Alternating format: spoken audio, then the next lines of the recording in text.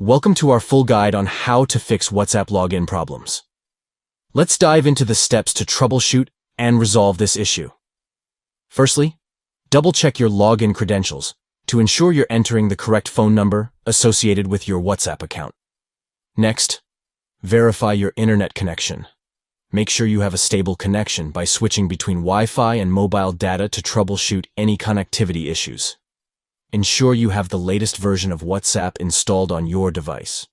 Check for updates in the Google Play Store and update the app to access the latest features and bug fixes.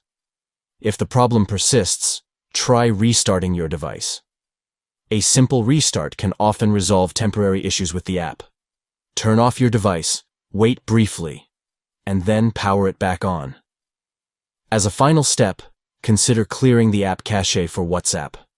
Navigate to your device's settings, locate the WhatsApp app, and clear its cache to potentially resolve any persistent login problems.